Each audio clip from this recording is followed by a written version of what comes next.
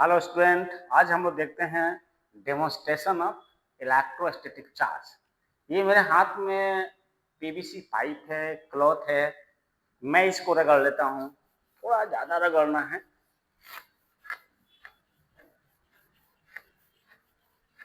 और यहाँ पर एक केन है कोल्ड ड्रिंक्स का।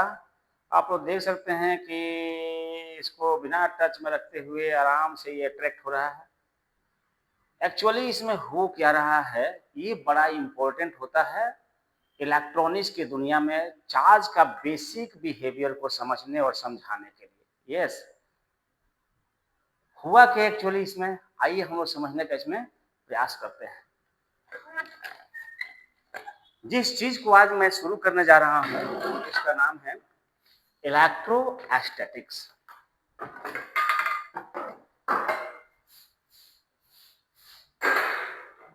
Electrostatics is the branch of electronics which deals with the study of charge particle at rest. Charge particle moving भी होता है, चार्ज पार्टिकल एट रेस्ट भी होता है। बेसिक चीजें हम लोग इसी पार्ट में सीखते हैं। और दो बहुत ही इंपॉर्टेंट चीज होता है इलेक्ट्रॉनिक्स के दुनिया में, या साइंस के किसी भी चैप्टर को, किसी भी यूनिट को, किसी भी सब्जेक्ट को खोलने के लिए, कोड और डिकोड करने के लिए जिन चीजों का हम लोग इस्तेमाल करते हैं उसका बेसिक सीखने का यहाँ पर मौका मिलता है इलेक्ट्रोस्टैटिक्स में। इलेक्ट्रोस्टैटिक्स में हम लोग ये पढ़ते हैं कि दो चार्ज के बीच में जो इंटरएक्शन होता है, यानी attraction, force of attraction, force of repulsion. तो ये फोर्स की बात हो गई। और दूसरा चीज होता है एनर्जी में। तो बच्चों, आप फिजिक्स का कोई भी चैप्टर खोलिए, केमिस्ट्री का भी कोई चैप्टर खोलिए, इवन बायोलॉजी का भी किसी चीज को डेप्थ में समझना है तो चार्ज तो बड़ा ही इंपॉर्टेंट रोल प्ले करता है, क्योंकि इलेक्ट्रॉन और प्रोटॉन के ही एक्सचेंज से सारे फेनोमेनन ये दुनिया में देखने को मिलता है। तो कोई भी चैप्टर को अगर हम लोग खोलते हैं तो समझने का, समझाने का, पढ़ने और पढ़ाने का बस दो बेस होता है। एक का नाम है फोर्स जो कि वेक्टर क्वांटिटी है, और दूसरा का नाम है एनर्जी जो कि स्केलर क्वांटिटी है। तो electrostatics is that branch of electronics which deals with the study of charge particle at rest। सबसे पहले हम बेसिक से स्टार्ट करेंगे और एडवांस तक लेवल तक जाएंगे, ठीक है। तो ये हमारा जो यूनिट है इलेक्ट्रोस्टैटिक, क्लास 12 के बच्चों के लिए होता है। सबसे पहला चीज आता है कि आखिर चार्ज क्या है, व्हाट इज चार्ज। तो अभी अभी मैंने आप लोगों को दिखाया था कि पीवीसी पाइप को हमने क्लॉथ से रगड़ दिया, वुलन क्लॉथ से रगड़ दिया। रगड़ने के बाद जब हम टीन के केन के पास उसको ले गए थे तो टीन का केन उसके द्वारा अट्रैक्ट हो रहा था। आखिर उसमें हुआ क्या रगड़ने की वजह से कि टीन जैसा भारी भरकम चीज भी उससे अट्रैक्ट हो गया, तो हम लोग बोलते हैं चार्ज हो गया, चार्ज हो गया। फिर चार्ज है क्या चीज, तो हम लोग ऐसा बोलते हैं कि charge it is intrinsic property, intrinsic property of matter, intrinsic property of matter। Matter का ये इंट्रिंसिक प्रॉपर्टी है, अंदरूनी गुण है। अब ये आप लोग जानते हैं कि दो तरह का होता है, positive and negative. Positive and negative basic क्या है पॉजिटिव और नेगेटिव का, तो हम लोग बोलते हैं भाई इलेक्ट्रॉन पर होता है पॉजिटिव चार्ज, इलेक्ट्रॉन पर होता है नेगेटिव चार्ज। और basically electron is the fundamental particle. मतलब ये माना जाता है कि इलेक्ट्रॉन को और फर्दर नहीं तोड़ा जा सकता है up to classical approach. Modern वाली बात छोड़ देंगे तो क्लासिकल अप्रोच तक की अगर हम लोग बात करें तो कहेंगे इलेक्ट्रॉन फंडामेंटल पार्टिकल है, इसको और तोड़ा नहीं जा सकता। और किसी एक इलेक्ट्रॉन पर कितना चार्ज होता है, किसी एक इलेक्ट्रॉन पर कितना चार्ज होता है, -1.62 इंटू 10 का power -19 coulomb. Coulomb is the unit of SI unit of charge. फिर माना जाता है कि प्रोटॉन पर चार्ज होता है। फिर प्रोटॉन को भी हम लोग फंडामेंटल पार्टिकल मान चलते हैं और कहते हैं इस पर चार्ज होता है पॉजिटिव। कितना चार्ज होता है, तो एक इलेक्ट्रॉन पर जितना नेगेटिव चार्ज एक प्रोटॉन पर उतना ही पॉजिटिव चार्ज, मतलब मैग्नीट्यूड दोनों का equal but sign opposite, plus और माइनस। ये बेसिक चीज हो गया, इसको हम लोग दिमाग में सेट करके रखेंगे। अब सवाल ये आता है कि मॉडर्न इलेक्ट्रॉनिक थ्योरी क्या बोलता है एटम या मैटर के बारे में। तो मैटर के बारे में जो मॉडर्न इलेक्ट्रॉनिक थ्योरी है वो बोलता है कि भाई नंबर ऑफ इलेक्ट्रॉन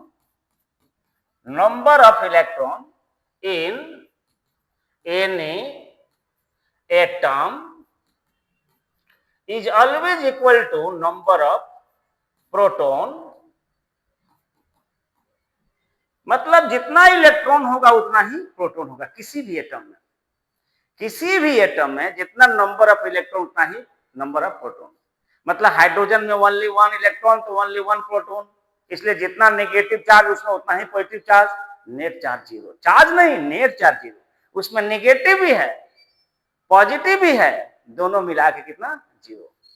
अगर हम हीलियम की बात करें तो हीलियम में 2 प्रोटॉन 2 इलेक्ट्रॉन, तो 2 यूनिट पॉजिटिव तो 2 unit negative, net charge zero.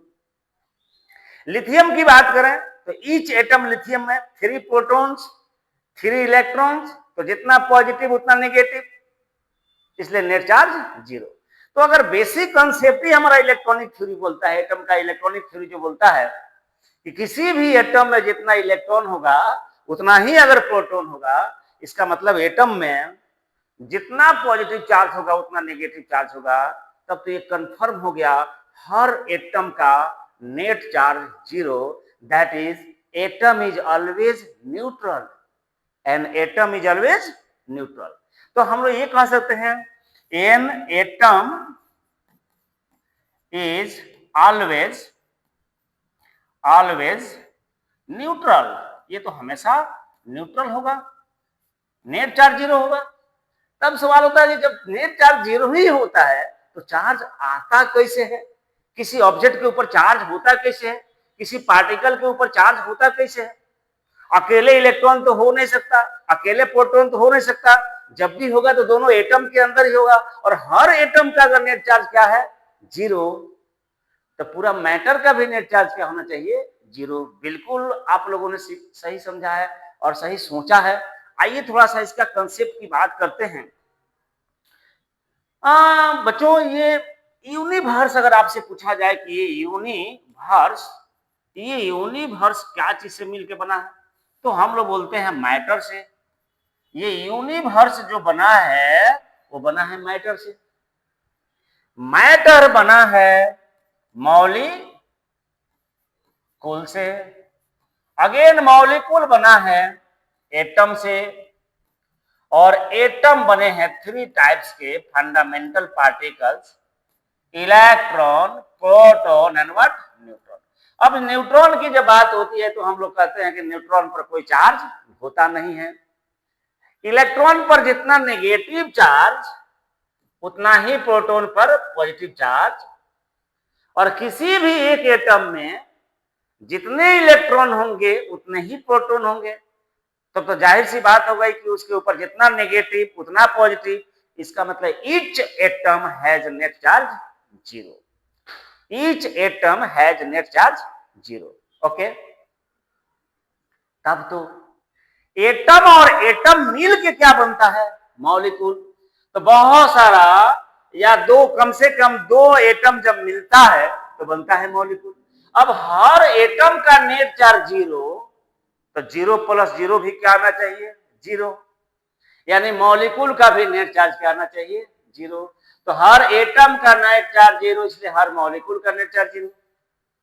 अब बात हो गया मॉलिक्यूल जोड़कर बनता है मैटर, तो हर मैटर का भी नेट चार्ज जीरो, और मैटर मिल के ही तो यूनिवर्स बना है, इसलिए इस पूरा यूनिवर्स का भी नेट चार्ज जीरो। कितना नेगेटिव है कितना पॉजिटिव है ये बताना मुश्किल है, ये नहीं बता सकते, लेकिन नेट चार्ज तो जीरो है, क्योंकि कंसेप्ट आ गया कि जितना इस यूनिवर्स में नेगेटिव है उतना ही पॉजिटिव है, इसलिए नेट चार्ज जीरो। अब सवाल ये उठता है कि तब ऑब्जेक्ट चार्ज होता कैसे है। तो बेसिक कंसेप्ट यहां से शुरुआत होती है हमारे बच्चों। अब दो तीन ठो बेसिक कंसेप्ट हम लोग बात करने जा रहे हैं। जब हम अपने हाथों को रगड़ते हैं तो फ्रिक्शन के अगेंस्ट में जो वर्क होता है उसका कुछ पार्ट हीट में कन्वर्ट हो जाता है, इसलिए हमारा मसल गर्म हो जाता है। और heat is a form of energy, और एनर्जी में ऑब्जेक्ट को मूव कराने की कैपेसिटी होती है। यस, बिल्कुल आपने सही सुना।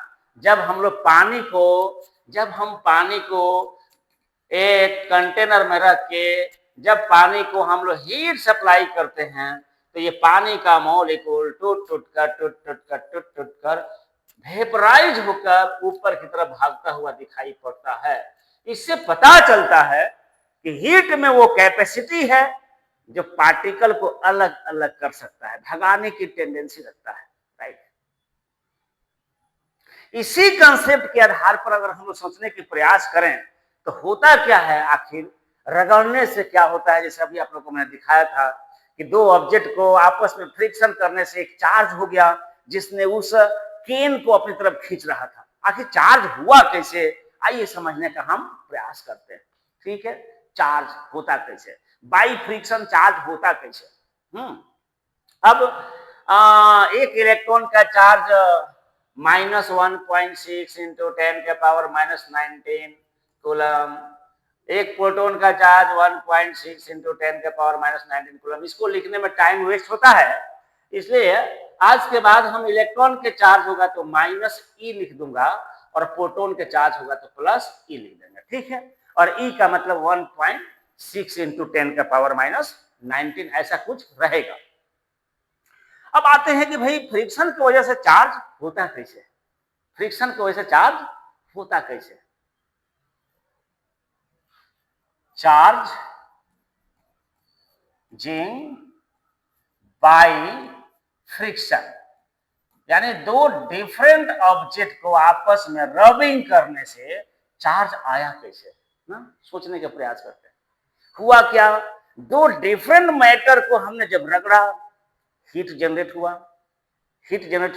यस, और हीट जनरेट होने से हमारे पास जो एटम का कॉन्सेप्ट है कि एटम राउंड शेप में होते हैं, स्फेरिकल, और एटम का जो सेंट्रल पार्ट है न्यूक्लियस, उसी में प्रोटॉन पैक होते हैं, जबकि इलेक्ट्रॉन उसके चारों तरफ सर्कुलर ऑर्बिट में चक्कर लगा रहे होते हैं। तो अगर हम दो डिफरेंट मटेरियल को आपस में रगड़ते हैं, उस फ्रिक्शन से जो हीट जनरेट हुआ वो हीट मिलेगा इलेक्ट्रॉन को, और अगर इलेक्ट्रॉन को हीट मिला तो वो ठीक उसी तरह से उस एटम को छोड़कर भागने की कोशिश करेगा या भाग जाएगा। जैसे पानी को हीट दिया तो पानी के हीट की वजह से पानी का पार्टिकल वेपर बन के उड़ गया, धीरे धीरे उड़ते जा रहा है।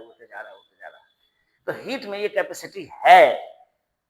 ठीक है, तो मान लो बच्चों कि हमारे पास कोई एटम, ऐसे बेसिकली हम समझने का पहले प्रयास करते हैं कि कोई एटम है, एटम ए, और चलिए मान लेते हैं कि इसके अंदर 40 प्रोटॉन है, ऐसे ही मान लिया, तो ऑब्वियस है कि डिफरेंट ऑर्बिट में इसमें 40 ही क्या होंगे, इलेक्ट्रॉन्स भी होंगे। डिफरेंट ऑर्बिट का इलेक्ट्रॉन मिलाकर 40। ओके, उसी तरह से एक डिफरेंट और ले लेते हैं एटम बी, और इस एटम बी में भी चलिए कुछ मान लेते हैं 20 प्रोटॉन है इसका न्यूक्लियस में, और सभी मिला के 20 ही इलेक्ट्रॉन है इसके ऑर्बिट में।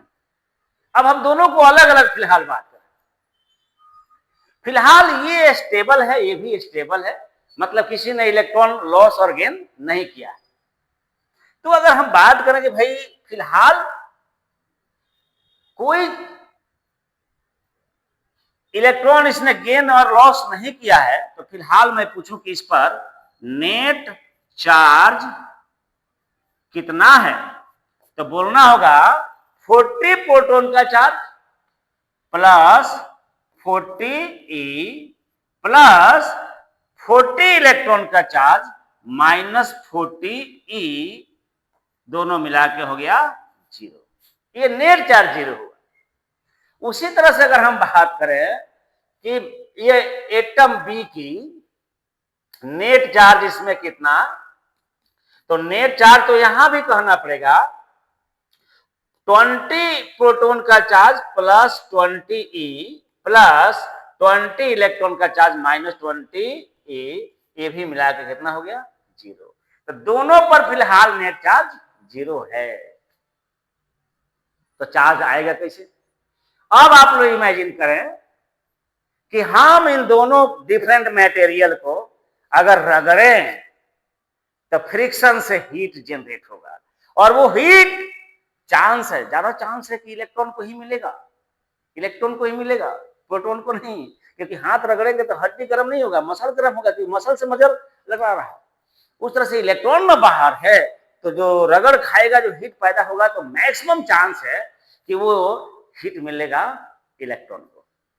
और इलेक्ट्रॉन दुनिया का सबसे लाइट पार्टिकल, अगर थोड़ा सा भी हीट मिल जाए तो स्पीड पकड़ने की कोशिश करेगा। ये ठीक उसी तरह से जैसे आप लोगों ने देखा होगा, कहीं एयर में आग लगा दीजिए, आग जला दीजिए, तो वहां का एयर जब गर्म होता है तो हाई स्पीड से ऊपर भागता है कन्वेक्शन करंट के द्वारा, राइट। तो फिर भी एयर का मॉलिक्यूल तो फिर भी बहुत भारी है, जैसे ऑक्सीजन का मॉलिक्यूल, हाइड्रोजन का मॉलिक्यूल बहुत भारी है, फिर भी इतना हीट मिलने से हाई स्पीड पकड़ लेता है। तो वो इलेक्ट्रॉन है ना, बहुत बहुत हल्का है, उसको थोड़ा भी हीट मिलेगा तो तुरंत भागने की कोशिश करेगा, ठीक है। अब जरा जरा सोचिए कि हम जस्ट इमेजिन कि इन दोनों को रगड़ता हूं, रगड़ने से क्या होता है, रगड़ने से क्या होगा। अगर हम रगड़ रहा हूं तो दो बात है यहां पर। पहले हम बेसिक चीज पर जाएंगे। इसका एटॉमिक साइज बड़ा है, इसलिए इसका ऑर्बिट, आउटर मोस्ट ऑर्बिट का रेडियस ज्यादा होगा, न्यूक्लियस से ज्यादा दूर होगा, इसलिए न्यूक्लियस की तरफ पुल बहुत कम होगा, यानी ये इलेक्ट्रॉन थोड़ा लूजली बाउंड होगा in comparison to this one, क्योंकि इसका आउटर मोस्ट ऑर्बिट का रेडियस थोड़ा छोटा है ए के कंपेयर में। इसलिए इसके जो आउटर मोस्ट ऑर्बिट के इलेक्ट्रॉन होंगे वो मोर टाइटली बाउंड होंगे टुवर्ड्स द न्यूक्लियस, और यहां पर लेस टाइटली बाउंड होंगे। एक बात तो ये चीज है। अब जब हम रगड़ते हैं तो किसका इलेक्ट्रॉन किस पर जाएगा, किसका इलेक्ट्रॉन जल्दी निकल जाएगा, तो उसका इलेक्ट्रॉन जल्दी निकल जाएगा जो न्यूक्लियस से ज्यादा दूरी पर है, यानी एटॉमिक साइज इसका बड़ा है, यानी रेडियस इसका ज्यादा है। तो जस्ट इमेजिन कीजिए कि हमने दोनों को रगड़ा और जो हीट जनरेट हुआ उस हीट की वजह से जस्ट इमेजिन यहां का एक इलेक्ट्रॉन यहां चला गया, 1 इलेक्ट्रॉन ट्रांसफर, ठीक है। तो अगर हम बात करें after 1 electron transfer, 1 electron transfer from A to B, एक इलेक्ट्रॉन अगर ए से बी में ट्रांसफर होकर चला गया तो तब तो एक्चुअली इलेक्ट्रॉन ने एक इलेक्ट्रॉन लॉस किया और बी ने एक इलेक्ट्रॉन को गेन किया। इसका मतलब ए के पास एक इलेक्ट्रॉन कम हो जाएगा और बी के पास एक इलेक्ट्रॉन ज्यादा हो जाएगा, प्रोटॉन नहीं। प्रोटॉन तो अभी भी इसके पास 40 रहेगा और प्रोटॉन उसके पास अभी भी 20 रहेगा। इलेक्ट्रॉन ट्रांसफर हो रहा है, प्रोटॉन ट्रांसफर नहीं होते। हाँ, प्रोटॉन ट्रांसफर नहीं होते, भले हम लोग बाद में कहते हैं लेकिन वो ट्रांसफर होता नहीं है, पॉजिटिव चार्ज चलता नहीं है, राइट। इस बात को ध्यान रखना होगा जब आप लोग और आगे बढ़ेंगे। तो अब बात करते हैं कि जब एक इलेक्ट्रॉन ट्रांसफर हो गया ए से बी तो नेट चार्ज, क्योंकि पहले से इस पर चार्ज 0 था, अब क्या कहोगे बच्चों, ए पर नेट चार्ज। चलिए चार्ज को, नेट चार्ज को आज से लिखेंगे क्यू, ए पर का नेट चार्ज कितना। तो ऐसे कहिए, ऐसे भी आप लोग सोच सकते हैं कि भाई कितना इलेक्ट्रॉन बचा रह गया 39, प्रोटॉन कितना 40, तो पॉजिटिव चार्ज कितना है 40 यूनिट और नेगेटिव चार्ज कितना बचा रह गया 39 यूनिट।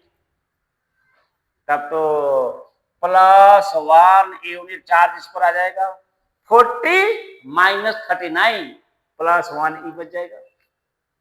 और यहां की अगर हम बात करें, बी पर की बात करें, कि इस पर नेट चार्ज कितना होगा, what is the charge at B after one electron transfer. तो भाई यहां पर इलेक्ट्रॉन कितना हो गया 21 और प्रोटॉन कितना है 20। तो 20 प्रोटॉन का चार्ज 20 इलेक्ट्रॉन के चार्ज से तो पहले ही से कैंसिल होकर बैठा है। एक जो इलेक्ट्रॉन आया वही एक्स्ट्रा नेगेटिव डेवलप करेगा इस पर। तो पॉजिटिव कितना हो गया 20 पॉजिटिव और -20 नेगेटिव, दोनों को नेट करेंगे तो कितना आएगा -1। रुको रुको रुको रुको रुको, अभी भी ए और बी का दोनों का नेट चार्ज पूछा है तो क्या होगा 0, क्योंकि जितना इस पर पॉजिटिव है उतना इस पर नेगेटिव नेट चार्ज 0 होगा। यस, ये एक इलेक्ट्रॉन ट्रांसफर होने के बाद अब ध्यान रखना होगा कि हमने पहले ही बताया कि इलेक्ट्रॉन ये फंडामेंटल पार्टिकल, जिसका मतलब है कि इलेक्ट्रॉन आधा इलेक्ट्रॉन कभी ट्रांसफर नहीं होगा, 1.5 इलेक्ट्रॉन ट्रांसफर नहीं होगा, 2.5 इलेक्ट्रॉन ट्रांसफर नहीं होगा, मतलब इलेक्ट्रॉन कभी फ्रैक्शन में ट्रांसफर नहीं होगा, जब भी होगा तो इंटीजर में ही हो सकता है। यानी एक इलेक्ट्रॉन जाएगा, उससे ज्यादा तो डायरेक्ट 2 जाएगा, उससे ज्यादा तो 3, 4, 5, 6, 7 इंटीजर में हो सकता है। फ्रैक्शन में कभी भी इलेक्ट्रॉन ट्रांसफर नहीं होगा, क्योंकि बेसिक वही हो गया, टूटेगा नहीं तो फ्रैक्शन तो होगा नहीं। सेम तरीके से कहा जाए कि एक और इलेक्ट्रॉन ट्रांसफर हो गया, 2 इलेक्ट्रॉन ट्रांसफर, तब तो कहना पड़ेगा कि प्रोटॉन कितना 40, इलेक्ट्रॉन कितना 38, तो 40 पॉजिटिव 38 नेगेटिव। अब नेट कितना हो गया बच्चों, तो नेट एट बी हो गया +2e। यस, 40 पॉजिटिव 38 नेगेटिव मिलाएंगे तो 2e, और इस पर 2 इलेक्ट्रॉन आ गया, मतलब 20 पॉजिटिव और 22 नेगेटिव, दोनों मिला के नेट चार्ज होगा यहां पर चार्ज एट बी -2e। फिर इस पर जितना प्लस उतना ही इस पर माइनस। ये चीज बाद में करंट इलेक्ट्रॉनिक समझने में बड़ा मदद मिलती है हम लोग को कि क्या कारण है कि बैटरी का, हम लोग बोलते हैं कैपेसिटर का, एक प्लेट पर जितना पॉजिटिव दूसरा प्लेट पर उतना ही नेगेटिव, या बैटरी में जितना पॉजिटिव उतना नेगेटिव, क्या कारण है। तो ये आपको कारण है जहां बेसिक से समझना होता है, राइट। क्योंकि अगर इसने एक इलेक्ट्रॉन लॉस किया तो उसने 1 इलेक्ट्रॉन गेन किया, इसने 2 लॉस किया तो उसने 2 गेन किया, इसने 10 लॉस किया तो उसने 10 गेन किया, इसलिए जितना इस पर प्लस उतना उस पर माइनस।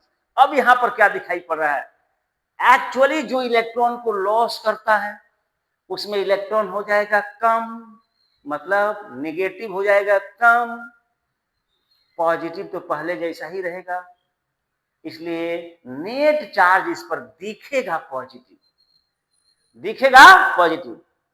पहले से इस पर चार्ज था 0, अब दिख रहा है पॉजिटिव, लग रहा है इस पर पॉजिटिव चार्ज आ गया। एक्चुअली आया कुछ नहीं, नेगेटिव चला गया। तो नेगेटिव चला गया, पॉजिटिव तो पहले से था ही, अब अपीयर हो गया। मेन कंसेप्ट ये है। इसका मतलब इलेक्ट्रॉन का जाना पॉजिटिव का डेवलप होना इक्विवेलेंट है, या इलेक्ट्रॉन का जाना पॉजिटिव का आना इक्विवेलेंट है। तो हम कहें अगर कि किसी मैटर का इलेक्ट्रॉन निकल के भाग रहा है, मतलब माना जाए कि उस पर पॉजिटिव चार्ज आ रहा है, क्योंकि चार्ज कहीं ढूंढने नहीं जाना है, हर मैटर के अंदर नेगेटिव और पॉजिटिव है। बदकिस्मती यह है कि जितना नेगेटिव है उतना पॉजिटिव है, इसलिए नेट चार्ज 0 है। अगर नेगेटिव हट जाए तो पॉजिटिव दिखने लगेगा, अपीयर हो जाएगा। उसी तरह से जिसके ऊपर नेगेटिव चार्ज इलेक्ट्रॉन आ गया उस पर डेवलप हो जाएगा नेगेटिव। बेसिकली इलेक्ट्रॉन का मास तो बहुत कम होता है, हाँ बहुत कम होता है, लेकिन फिर भी होता तो है। हम अगर माइक्रो फिजिक्स में जाएं, क्वांटम लेवल पर जाएं, तो ये कहना तो पड़ेगा कि इसने इलेक्ट्रॉन लॉस किया, मतलब मास लॉस किया। थोड़ा ही सही, पता नहीं चलेगा, वो अलग की बात है, लेकिन थ्योरेटिकल अप्रोच में कहना पड़ेगा कि किसी एटम पर पॉजिटिव चार्ज है, किसी मैटर में पॉजिटिव चार्ज है, मतलब एक्चुअली उसने इलेक्ट्रॉन को लॉस किया है, और इलेक्ट्रॉन को लॉस किया है इसीलिए उस पर पॉजिटिव चार्ज है, मतलब उसने मास भी लॉस किया है। हालांकि मास अलग चीज है, चार्ज अलग चीज है, लेकिन दोनों को अलग आप नहीं कर सकते। मैटर में ही चार्ज हो सकता है, इलेक्ट्रॉन पर ही चार्ज हो सकता है। तो इलेक्ट्रॉन जहां से निकल गया उस पर पॉजिटिव चार्ज, और पॉजिटिव चार्ज है मतलब ये गवाही दे रहा है कि उसने इलेक्ट्रॉन को लॉस किया है, और इलेक्ट्रॉन निकल के गया मतलब रिमेनिंग बॉडी का मास थोड़ा कम हो जाएगा पहले से। उसी तरह से जिस पर नेगेटिव चार्ज है उसने इलेक्ट्रॉन को गेन किया है। अगर उसने इलेक्ट्रॉन को गेन किया है मतलब उस पर एक्स्ट्रा नेगेटिव चार्ज है। पहले से तो दोनों नेट चार्ज जीरो ही था, अब नेगेटिव जो आया वो एक्स्ट्रा हो गया, इसलिए नेगेटिव दिखने लगा। तो जिस पर नेगेटिव है वो गवाही दे रहा है कि उसने इलेक्ट्रॉन को कहीं से लिया है, और इलेक्ट्रॉन को लिया है मतलब मास भी तो लिया है, क्योंकि इलेक्ट्रॉन पर मास भी है। इसका मतलब जिस पर नेगेटिव आ रहा है उसका मास बढ़ रहा है, और जिस पर पॉजिटिव चार्ज आ रहा है उसका मास घट रहा है। अब यहां पर बेसिक चीज आता है कि इलेक्ट्रॉन के एक्चुअल ट्रांसफर से ही क्या बनता है, चार्ज बनता है, और इलेक्ट्रॉन कभी टूट के नहीं जा सकता, या तो एक इलेक्ट्रॉन नहीं तो दो इलेक्ट्रॉन नहीं तो 3 नहीं तो 4 नहीं तो 10 नहीं तो 20। अब एक बेसिक चीज हमारे सामने आता है बच्चों कि अगर हमको किसी ऑब्जेक्ट के ऊपर नेट चार्ज पता करना है तो कैसे पता करेंगे, राइट? तो ये पता करेंगे अगर उसने एक इलेक्ट्रॉन लॉस किया है तो उस पर प्लस ई पॉजिटिव, अगर उसने एक इलेक्ट्रॉन गेन किया है तो उस पर 1 यूनिट नेगेटिव। ई का मतलब 1.6 इंटू 10 का पावर माइनस 19 कूलम। अब अगर उसने 2 इलेक्ट्रॉन लॉस किया है तो उस पर चार्ज होगा प्लस 2 इंटू ई, और अगर उसने 2 इलेक्ट्रॉन गेन किया है तो उस पर चार्ज होगा -2 इंटू ई। अगर उसने 3 इलेक्ट्रॉन लॉस किया है तो चार्ज होगा प्लस 3 ई। अगर उसने 3 इलेक्ट्रॉन गेन किया है तो उस पर चार्ज होगा -3। यस, इंटीजर में ही हो सकता है, पॉजिटिव भी हो सकता है नेगेटिव भी हो सकता है, लेकिन वो इंटीजर में ही रहेगा, इंटीजर में ही रहेगा, पॉकेट में रहेगा, राइट? ठीक है। सो हमें चार्ज का फॉर्मूला कैसे बनेगा? तो हमारा चार्ज का फॉर्मूला बनता है उसी तरह से, किसी ऑब्जेक्ट ने अगर n इलेक्ट्रॉन लॉस किया, जनरल में कहें तो अगर किसी इलेक्ट्रॉन ने n इलेक्ट्रॉन लॉस किया, n इलेक्ट्रॉन, अगर किसी मैटर ने n इलेक्ट्रॉन लॉस किया तो उस पर कितना चार्ज होगा? प्लस n इंटू ई। और अगर उसने n इलेक्ट्रॉन गेन किया तो चार्ज होगा -n इंटू ई। इस प्रकार नेट चार्ज के लिए हमारा फॉर्मूला ऐसा बन जाता है कि नेट चार्ज कितना होगा? तो नंबर ऑफ इलेक्ट्रॉन लॉस्ट और गेन इंटू ई, और ई का मतलब 1.6 इंटू 10 का पावर माइनस 19 कूलम। ठीक है, मतलब चार्ज जो होगा वो ई का इंटीग्रल मल्टीपल ही हो सकता है, फ्रैक्शनल मल्टीपल कभी नहीं आएगा। ठीक है, ई का फ्रैक्शनल मल्टीपल कभी नहीं होगा, ई का इंटीग्रल मल्टीपल ही होगा। सो हम लोग बोलते हैं चार्ज क्वांटाइड है, पॉकेट के रूप में है, और उस पॉकेट में कितना चार्ज भरा है इतना, इसको तोड़ना पॉसिबल नहीं है। ठीक है। सो किसी ऑब्जेक्ट के ऊपर पॉसिबली जो चार्ज होगा वो क्या क्या हो सकता है? तो कह दीजिए 1e प्लस चाहे माइनस हो सकता है, 2e प्लस चाहे माइनस हो सकता है, 3e प्लस चाहे माइनस हो सकता है, मतलब इंटीजर में कुछ भी होता है। बट ऐसा नहीं हो सकता कि चार्ज को आप लिख दें e/2, गलत हो गया। e बाई प्लस चाहे माइनस जो भी लिखिए गलत हो गया। इसलिए गलत हो गया क्योंकि आपने लिखा है e/2 का मतलब इसका आधा इलेक्ट्रॉन आधा चार्ज, और आधा चार्ज तो तभी होगा जब आधा इलेक्ट्रॉन ट्रांसफर होगा, और आधा इलेक्ट्रॉन जा नहीं सकता, कुछ तोड़ना पॉसिबल नहीं है। ये बेसिक कंसेप्ट है। उस तरह से 3.5 ई नहीं हो सकता, 5.5 नहीं हो सकता, फ्रैक्शन में तो बिल्कुल नहीं हो सकता। इसीलिए बोलते हैं चार्ज इज क्वांटाइज्ड, मतलब पॉकेट में है, एक पॉकेट, दो पॉकेट, 3 पॉकेट, 4 पॉकेट, क्वांटा के रूप में है, राइट। इसलिए हम लोग उसको इंटीजर के रूप में ही ऐसा लिख सकते हैं, ठीक है। तो एक तो जो सबसे बेसिक चीज है चार्ज करने का जो तरीका है, दो डिफरेंट मटेरियल को जब हम फ्रिक्शन करते हैं तो एक ने इलेक्ट्रॉन को लॉस कर दिया, एक ने इलेक्ट्रॉन को गेन कर लिया। जैसे अभी हम आप लोगों को दिखा रहे थे कि पीवीसी पाइप को हमने क्लॉथ से रगड़ा, पीवीसी पाइप के ऊपर पॉजिटिव चार्ज डेवलप हो गया, मतलब पीवीसी पाइप ने इलेक्ट्रॉन को लॉस किया और क्लॉथ ने उसको गेन कर लिया।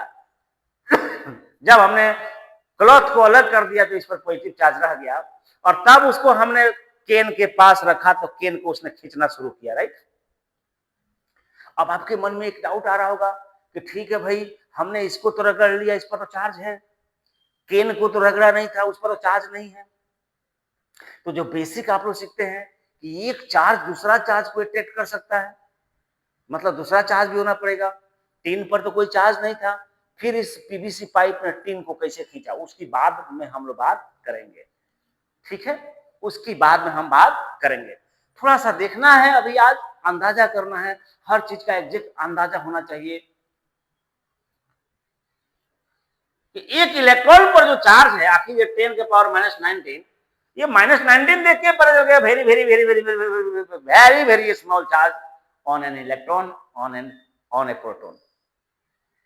लेकिन देखते हैं 1 कूलम चार्ज बनाने के लिए अगर हमारे पास इस तरह का होता है कि कितना इलेक्ट्रॉन को यहां से वहां निकाल दिया जाए, रिमूव कर दिया जाए, ताकि उस पर 1 कूलम पॉजिटिव चार्ज डेवलप हो जाए, या कितना इलेक्ट्रॉन एक्स्ट्रा लाया जाए किसी मैटर के ऊपर कि उस पर 1 कूलम नेगेटिव चार्ज डेवलप हो जाए ना। हाउ मेनी इलेक्ट्रॉन्स ना, अगर हमारे पास आता है बच्चों, how many electrons should be removed, how many electrons should be removed to obtain plus 1 coulomb of charge, कितना इलेक्ट्रॉन को हटा देगा कि 1 कूलम चार्ज हमें पॉजिटिव मिल जाए। आइए बात करते हैं कितना चार्ज चाहिए आपको, तो चार्ज हमको नेट चाहिए 1 कूलम, 1 कूलम नेट चार्ज चाहिए हमको 1 + 1 कूलम। यस, सवाल है कितना इलेक्ट्रॉन को रिमूव करना चाहिए, number of electron equal to what, question mark, ठीक है। हमारे पास फॉर्मूला बन गया है Q should be equal to N into what, E, so N equal to what, Q by E, Q का वैल्यू 1 कूलम बाई E का मतलब 1.6 into 10 का पावर -19 कूलम, ये कैंसल आ गया, 1/1.6 इंटू 10 का पावर 19, दे दीजिए इसको 0, 10/1.6 इंटू 10 का पावर 18, काट दीजिए इसको,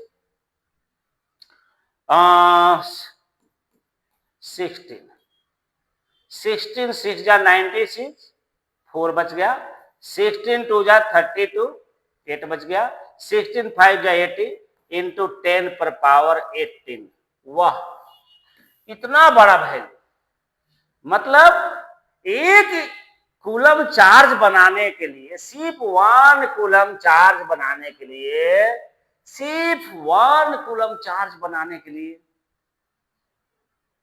सिर्फ 1 कूलम चार्ज बनाने के लिए कितना इलेक्ट्रॉन जब चाहिए, 6.25 इंटू 10 का पावर 18 इलेक्ट्रॉन्स, इतने इलेक्ट्रॉन्स को रिमूव करना पड़ेगा।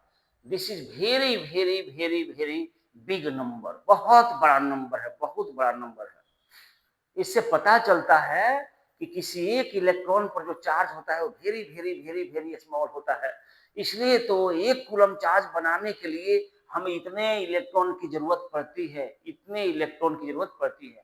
हालांकि इलेक्ट्रॉनिक्स की दुनिया में जब हम लोग जाएंगे तो एक इलेक्ट्रॉन दो इलेक्ट्रॉन की तो बात ही नहीं होती है, क्योंकि एक इलेक्ट्रॉन दो इलेक्ट्रॉन पर इतना कम चार्ज है, इतना कम चार्ज है कि इतना कम चार्ज है कि एक दो इलेक्ट्रॉन की बात करना भी बेमानी लगती है। समझ में आया? ये चीज सिचुएशन है। तो चार्ज करने का जो सबसे बेसिक तरीका है हमारा वो है फ्रिक्शन, कि दो डिफरेंट मटेरियल को रगड़ दिया, एक का इलेक्ट्रॉन दूसरे पर शिफ्ट हो गया, हम कहते हैं वहां पर एक ने जिसने इलेक्ट्रॉन को लॉस किया उस पर पॉजिटिव, जिसने गेन किया उस पर नेगेटिव डेवलप हो गया। ये हमारा बेसिक कंसेप्शन है। ओके, और क्या क्या पॉसिबल तरीका हो सकता है चार्जिंग का ना? तो चार्जिंग का एक और तरीका होता है जिसको बोलते हैं चार्जिंग बाय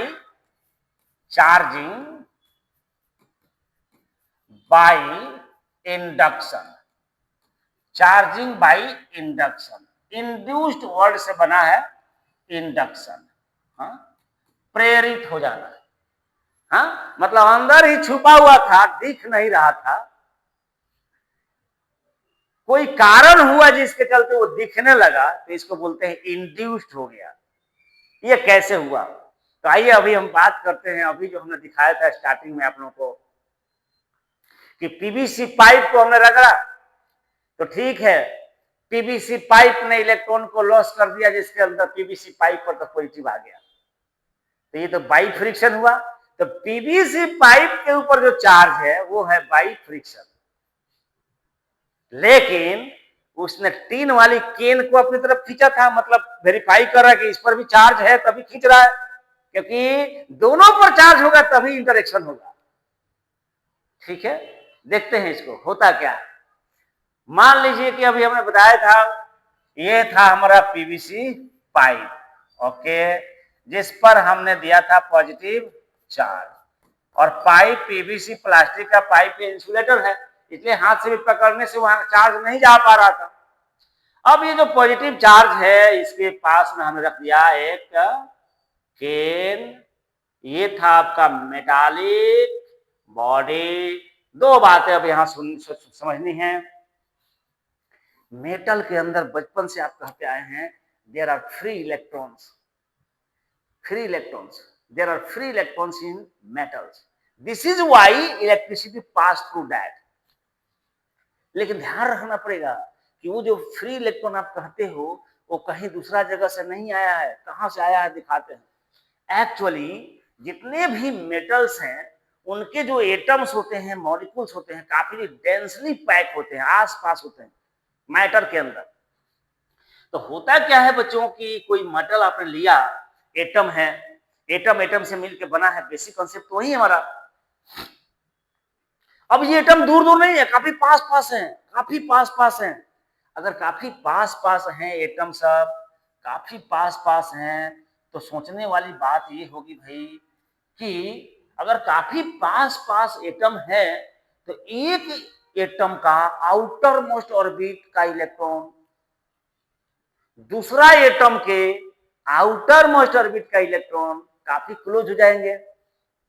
एक इलेक्ट्रॉन पर नेगेटिव, दूसरा इलेक्ट्रॉन पर भी नेगेटिव, नेगेटिव को स्ट्रांगली रिपेल करेगा,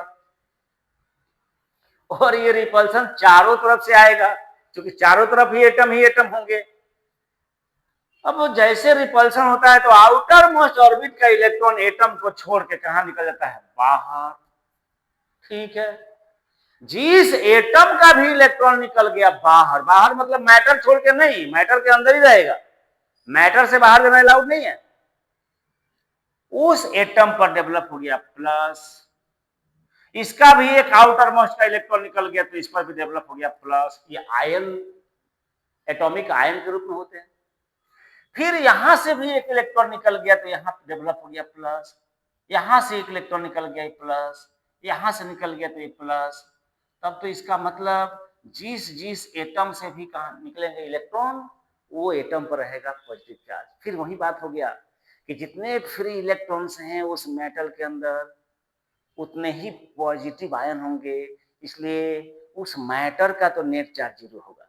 लेकिन आयन नहीं चलते, क्योंकि आयन चारों तरफ से बाउंडेड होते हैं। अब वॉल के अंदर ईंट थोड़ी ना चलेगा, क्योंकि एक ईंट तो चल ही नहीं पाएगा, रोक देगा। तो ठीक उसी तरह से मैटर के अंदर मॉलिक्यूल्स होते हैं, किसी से बाउंड होते हैं, मॉलिक्यूल तो चल नहीं पाएगा। लेकिन जो इलेक्ट्रॉन निकल रहे हैं, ये इलेक्ट्रॉन बहुत बारीक होते हैं, छोटे होते हैं। ये आराम से दो एटम के बीच में जगह होता है, वहां से चलते रहते हैं, जिसको हम लोग फ्री इलेक्ट्रॉन्स बोलते हैं। तो ध्यान ये रखना पड़ेगा।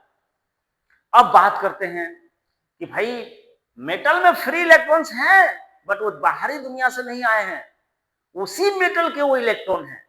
इसलिए जितना उसके अंदर पॉजिटिव आयन है, उतना ही उसके अंदर इलेक्ट्रॉन है। नेट चार्ज तो फिलहाल 0 है मेटल के अंदर भी। अब हुआ क्या, जरा सोचिए। वैसा ही केस यहाँ देखिए, ये मेटालिक बॉडी हो गया, टिन का हमने लिया था, ये मेटालिक बॉडी हो गया। जैसे आपने इस पॉजिटिव चार्ज वाली छड़ी को रखा इसके पास में, इलेक्ट्रॉन तो इसमें फ्री है, ये पॉजिटिव चार्ज उसके इलेक्ट्रॉन को खींचेगा अपनी तरफ। रिजल्ट ये होगा कि इधर का इलेक्ट्रॉन भाग भाग कर इधर आएगा। ध्यान रहे, मेटल के अंदर इलेक्ट्रॉन चल सकता है, मूव कर सकता है, बाहर जाना अलाउड नहीं है। इसलिए जैसे यहां रखा आपने, इधर का इलेक्ट्रॉन इधर शिफ्ट करेगा धीरे धीरे धीरे धीरे, और इधर जब शिफ्ट करेगा तो इधर एक्स्ट्रा इलेक्ट्रॉन हो गया, बहुत ज्यादा आके इलेक्ट्रॉन हो गया, इसलिए यहां डेवलप हो गया नेगेटिव। और चूंकि इधर का इलेक्ट्रॉन इधर शिफ्ट हो गया, इसलिए यहां पर डेवलप हो गया पॉजिटिव। यस, जितना इधर में नेगेटिव उतना इसमें पॉजिटिव। और इसीलिए अब ध्यान दीजिए, ये रॉड इस नेगेटिव को अट्रैक्ट करेगा, बट ये रॉड इस पॉजिटिव को रिपेल करेगा। बट कौन पास में है?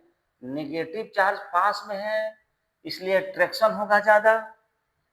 हाँ, हम लोग बाद में पढ़ेंगे, कूलम्स लॉ सीखेंगे उसमें कि दो चार्ज के बीच में जो फोर्स लगते हैं वो inversely proportional to r square होता है।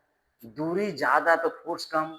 ओबियस है कि इस छड़ी से इसकी दूरी कम है, इसलिए फोर्स ज्यादा होगा, अट्रैक्शन ज्यादा होगा। और ये पॉजिटिव से पॉजिटिव थोड़ा दूर हो गया, इसलिए रिपल्सन थोड़ा कम होगा। मतलब अट्रैक्शन ज्यादा रिपल्सन कम, अट्रैक्शन ज्यादा रिपल्सन कम, मतलब ओवरऑल अट्रैक्शन होगा। इसीलिए तो हम केन को, हम छड़ी को जिधर ले जा रहे थे, केन उधरे भाग रहा था। This is the concept. अब कहा जाएगा कि इस बॉडी के अंदर, केन के अंदर चार्ज क्या हुआ? इंड्यूस्ड हो गया। इंड्यूस्ड हो गया किसका वजह से? इसका वजह से इंड्यूस्ड हो गया। हाँ, इस साइड से इलेक्ट्रॉन उधर गया, इसलिए अगर इधर का 100 इलेक्ट्रॉन इधर चला गया तो इधर 100 यूनिट ही नेगेटिव और इधर 100 यूनिट ही क्या होगा? पॉजिटिव। नेट चार्ज तो फिलहाल अभी भी उस पर क्या है? 0 है। अगर हम यहां से इस रड को हटा दूं, अगर इस रड को हटा दूं तो फिर ये इलेक्ट्रॉन इधर चला जाएगा और फिर मिक्सअप होकर नेट चार्ज कितना हो जाएगा? 0। मतलब इस तरह की कहानी होगी। तो ये जो कॉन्फ़िगरेशन बन रहा है, इसका वजह से बन रहा है। तो एक चार्ज बॉडी के पास अगर दूसरा न्यूट्रल बॉडी भी रख दिया जाए तो उस चार्ज बॉडी के वजह से पास वाला फेज पर अपोजिट चार्ज डेवलप हो जाता है। मतलब इस पर पॉजिटिव है तो यहां पर पास में नेगेटिव हो जाएगा और दूर वाला में पॉजिटिव हो जाएगा। इस मेथड को बोलते हैं charging by induction. Charging by induction, ये एक तरीका है। यस, तीसरा जो हमारा तरीका होता है चार्जिंग करने का, वो होता है charging by conduction. Charging by conduction, charging by conduction, ठीक है। अब ये चार्जिंग बाय कंडक्शन क्या है?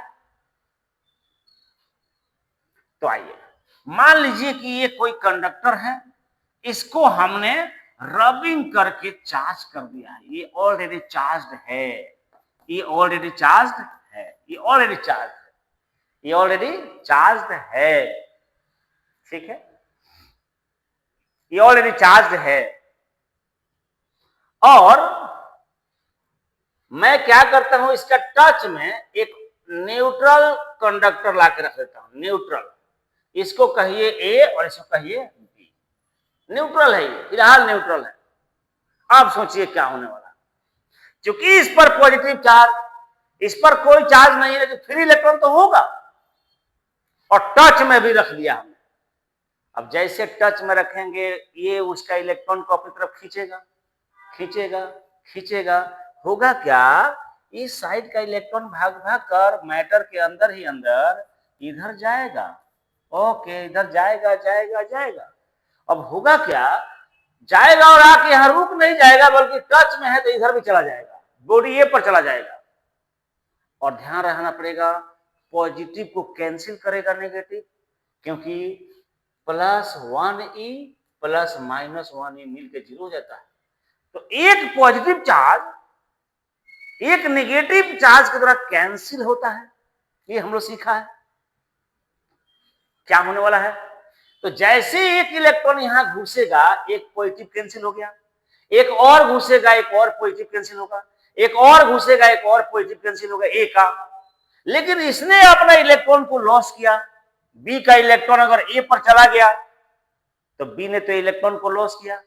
धीरे धीरे कॉन्फ़िगरेशन क्या बनेगा कि ए पर पॉजिटिव चार्ज कम हो गया, और बी पर जो टच में हमने रखा हुआ है, बी को जिसको हमने टच में रखा है, इस पर पॉजिटिव चार्ज डेवलप हो गया। यस, लगता तो ऐसा है कि ए का पॉजिटिव उस पर चला गया, क्योंकि बी पर तो था नहीं, लेकिन फिर ना ना ना ना, ऐसा नहीं कहना है। हमने बताया है कि पॉजिटिव चार्ज चलता नहीं है, बल्कि जहां से इलेक्ट्रॉन निकल जाए वहां पॉजिटिव डेवलप हो जाता है, क्योंकि वहां पर पहले ही से पॉजिटिव था, पहले ही से नेगेटिव था, नेट चार्ज 0 था। इलेक्ट्रॉन निकल गया तो इलेक्ट्रॉन कुछ कम हो गया, प्रोटॉन तो उतना ही रह गया, इसलिए पॉजिटिव ज्यादा हो गया, नेगेटिव कम हो गया, तो ओवरऑल पॉजिटिव डेवलप हो गया। बेसिक कंसेप्ट तो ये है। अब हुआ क्या यहां पर, तो कुछ बी के इलेक्ट्रॉन चले गए ए पर, और ए पर पहले ही से पॉजिटिव चार्ज है, तो यहां का इलेक्ट्रॉन जब वहां जाएगा तो ये नेगेटिव जाकर उसको कैंसिल ना करेगा, क्योंकि पहले ही से पॉजिटिव है। और तब बी ने अपना इलेक्ट्रॉन को लॉस न किया, लॉस किया, इसका मतलब बी पर तो पॉजिटिव चार्ज डेवलप हो जाएगा। हम इसी को कहते हैं कि लग रहा है कि ए का पॉजिटिव चार्ज बी पर चला गया। हम बाद में कहेंगे भी कि ए का पॉजिटिव चार्ज बी पर चला गया, लेकिन ऐसा कहना सिर्फ शॉर्टकट के लिए ठीक है। एक्चुअल फ्लो तो इलेक्ट्रॉन का ही होता है। तो इलेक्ट्रॉन फ्लो हुआ बी से ए, तो ऐसा लग रहा है कि ए का पॉजिटिव चार्ज चला गया बी पर। इसी को बाद में हम लोग कहते हैं कि अगर इलेक्ट्रॉन जा रहा हो नीचे से ऊपर, तो मान लेंगे कि पॉजिटिव आ रहा है ऊपर से कहां, नीचे। एक्चुअली पॉजिटिव आ नहीं रहा है, लेकिन जहां से भी इलेक्ट्रॉन निकल के जा रहा है उस पर तो पॉजिटिव डेवलप हो ही रहा है ना। तो इलेक्ट्रॉन का जाना पॉजिटिव के आने का इक्विवेलेंट हो जाता है। एक्चुअल चीज ये है। तो एक्चुअली कहा जाए तो बी से इलेक्ट्रॉन गया ए पर, और चूंकि इलेक्ट्रॉन पर नेगेटिव था, इसलिए जाके ए के कुछ पॉजिटिव को कैंसिल कर दिया। सबको नहीं कैंसिल कर पाएगा, जितना जाएगा उतना ही के हिसाब से कैंसिल करेगा। अब मान लीजिए इसके अंदर 500 यूनिट पॉजिटिव था और 200 ही इलेक्ट्रॉन आया, तो 3 यूनिट तो बचा ही रहेगा ना, ठीक है। तो चूंकि वहां का इलेक्ट्रॉन आ गया ए पर, इसलिए बी पर पॉजिटिव डेवलप हो गया। हम इसी को शॉर्टकट में बोलते हैं कि ए का पॉजिटिव चार्ज बी पर चला गया। एक्चुअल तो कुछ अलग ही हुआ होगा, राइट, इलेक्ट्रॉन ही गया होगा। अब देखिए यहां पर इलेक्ट्रॉन चल के गया, मतलब चार्ज चल के गया, इसलिए इस मेथड का नाम है कंडक्शन मेथड। तो कंडक्शन का मतलब ये होता है चल के जाना। फ्रिक्शन तो आप समझते हैं, रगड़ने के वजह से जाना, हीट जनरेट करके। कंडक्शन सिर्फ और सिर्फ मेटल में ही हो सकता है, क्योंकि मेटल के अंदर ही होते हैं फ्री वाले इलेक्ट्रॉन्स। ठीक है, तो इस तरह का हम लोग का ये कहानी बनती है चार्ज का। नेक्स्ट डे से हम लोग इलेक्ट्रोस्टैटिक्स की दुनिया में घुसेंगे, कूलम्स लॉ सीखेंगे, कूलम्स का स्केलर फॉर्म देखेंगे, वेक्टर फॉर्म देखेंगे। ठीक है, तो ये लेक्चर 1 को तो पूरा दिमाग में रखिएगा, क्योंकि इलेक्ट्रॉनिक्स का दुनिया बहुत बड़ी है, और जहां कहीं भी आप जाइएगा किसी भी इलेक्ट्रॉनिक्स को समझने के लिए, तो ये चार्ज का जो बेसिक कॉन्सेप्ट है इलेक्ट्रॉन का चलना, इसी के आधार पर हर चीज को हम लोग लिंकअप करते हैं।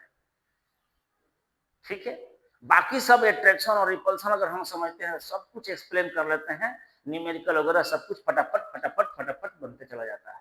तो चलो बच्चों, आज इतना ही रखते हैं, फिर मिलते हैं नेक्स्ट डे। Thank you.